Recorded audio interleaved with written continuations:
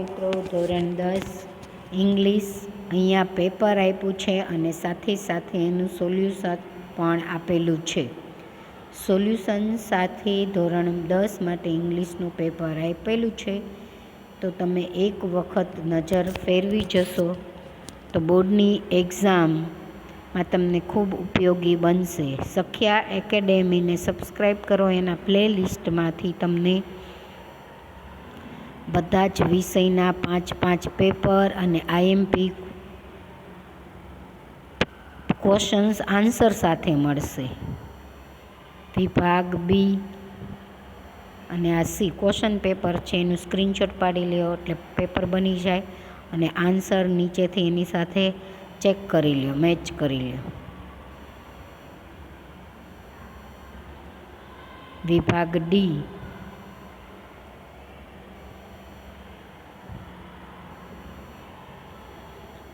વિભાગ ઈ question paper સાથે નીચે આન્સર ડિસ્ક્રાઈબ. જો ડિસ્ક્રાઈબ તમારા શબ્દમાં આવડે એવું બધું અહીંયાથી જોઈને તમારે લખવાનું, પેપર ખાલી મૂકવાનું નહીં. એટલે તમને પાસિંગ માર્ક્સ અને ઇંગ્લિશ ખૂબ ઇઝી થઈ ગયું છે, એટલે તમને ઇંગ્લિશમાં માર્ક્સ કવર કરી શકશો A1 ગ્રેડ માટે. આ વિભાગ એના આન્સર હવે અહીંયા શરૂ થાય છે.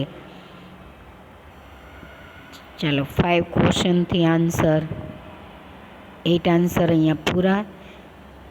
ઇંગ્લિશ, ગણિત, વિજ્ઞાન, ગુજરાતી, નિબંધ, આઈએમપી પ્રશ્ન, બધી જ વસ્તુ તમને સખ્યા એકેડેમીની અંદરથી પ્લેલિસ્ટમાં જશો એટલે આઈએમપી પ્રશ્ન અને બધા જ વિષયના 5-5 પ્રશ્ન આન્સર સાથે ક્વેશ્ચન એન્ડ આન્સર મળી જશે. વિભાગ બીના અહીંયા આન્સર છે. ઉપર જે પેપર હતું, પ્રશ્નપત્ર સ્ટાર્ટિંગમાં આપ્યું છે અને પ્રશ્નપત્ર ક્વેશ્ચન પેપર તમારું પૂરું થાય એટલે નીચે આન્સર આપેલા છે.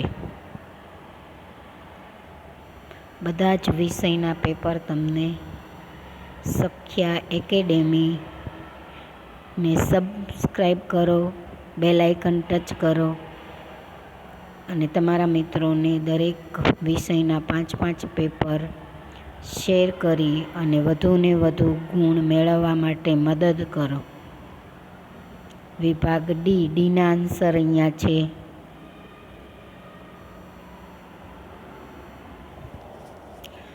ઉપર સ્ટાર્ટિંગમાં ક્વેશ્ચન પેપર છે, એના આન્સર છે. આવી જ રીતે તમને દરેક વિષયના વિભાગ ઈ છે. સેવ ધ એન્વાયરમેન્ટ,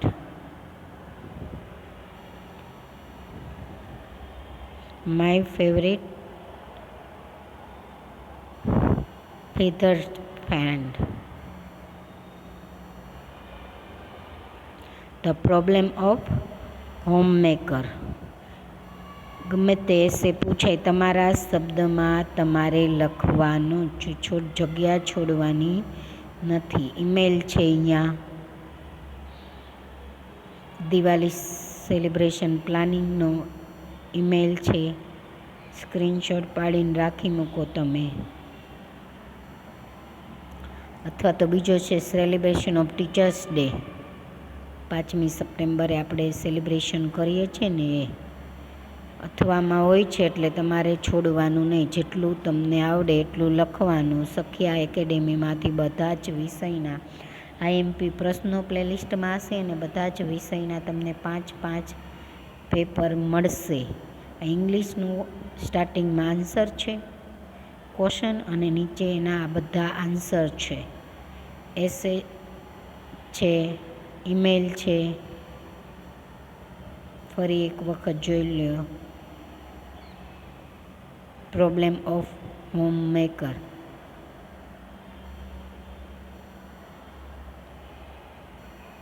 એસે ફરી નજર એક વખત ફેરવી લો. પછી તમારા વર્ડમાં તમે લખી શકો છો.